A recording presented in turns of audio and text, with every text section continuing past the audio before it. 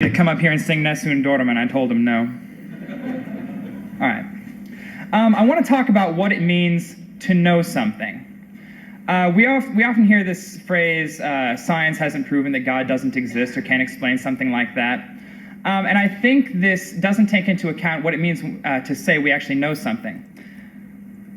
I don't think you can absolutely know anything. For instance, take something we're all fairly sure about right now, that there are no leprechauns. Every time I say this, I expect to see like some angry Irish guy get up and walk out. But I think we can all pretty much agree there's no leprechauns. Can I prove this?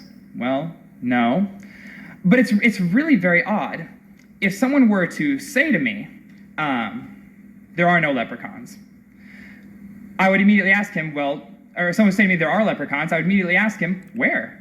And I would ask him to show me. Even if he said, well, I don't know where they are, but I've seen evidence of where they are, I'd say, where is the evidence? And what's to say if he says, well, I have no evidence? I have a leprechaunus divinus sensus, or something along those lines. The thing is, in order to be open-minded, we have to grant possibilities to even the most absurd claims. Maybe one day, we'll turn over a rock on this planet, on another planet, and we'll find a leprechaun hiding somewhere. It's very possible. Well, it's not very possible, but it's at least possible. But I admit the possibility. And so therefore I cannot be absolutely certain there are no leprechauns. And I admit that. Even Richard Dawkins, when asked if you were to place your certainty in God's existence on a scale from 1 to 7, what did he say? 6? I'm a 6. I'm not absolutely certain. And that's fine. Admitting these possibilities lets us have an open mind. So if we ever do find a leprechaun, I'll change my mind. Promise. But when we talk about knowing something, we always talk about knowledge in terms of probability.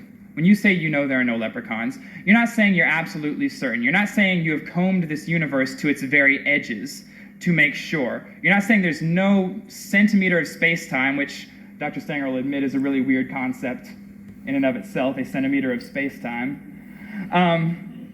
But you haven't done that. But you can still say you know there are no leprechauns, and that's fine. I apply the exact same thing to God. If someone says to me, I know there's a God, fine, where is he?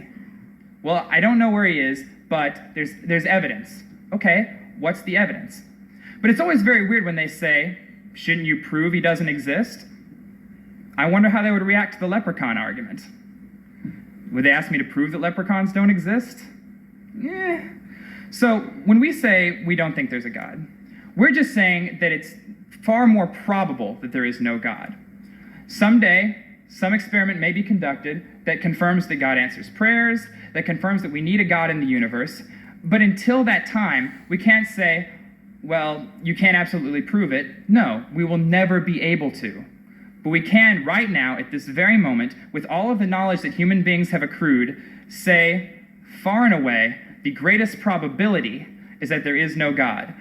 When we look at the universe, all we see are natural forces acting on inanimate objects. They produce order in our universe all the time. Recall my talk from the student debate. If you have a large enough hydrogen cloud, such that gravity will act on it, it will start to pull in on itself, the temperature in the middle will spike, and you'll start having hydrogen fuse into helium, which creates a very, very complex star. No appeal to God is necessary for the creation of stars. These are the processes that govern our universe. Mindless forces acting on inanimate objects, producing order. It does us no good to say the brain is far more complex than any star. I admit the brain is complex. But we have mechanics in operation that produce complexity over a great matter of time. You cannot just flat out say that because we have complexity in this particular case, a God must have done it.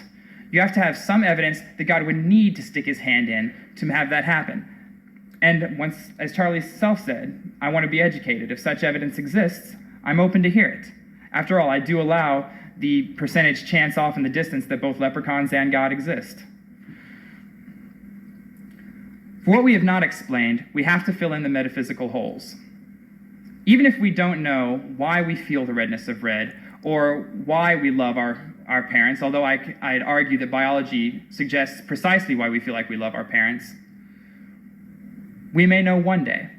To say that we can't explain it, we don't know how it's done, therefore God, even if you're planning on the future of us answering that question and finding the evidence, you're still basing your current worldview right here in the present off information we don't have. And you can never formulate a coherent worldview in that way. So, bear in mind, whenever they're providing evidence, for instance, personal experience, what is more likely? For the argument of personal experience, is it more likely that we just have it as a consequence of our evolution, of our brain's evolution? Or is it more likely that a God out there somewhere wants a relationship with us in a very ineffective and odd way? Thank you.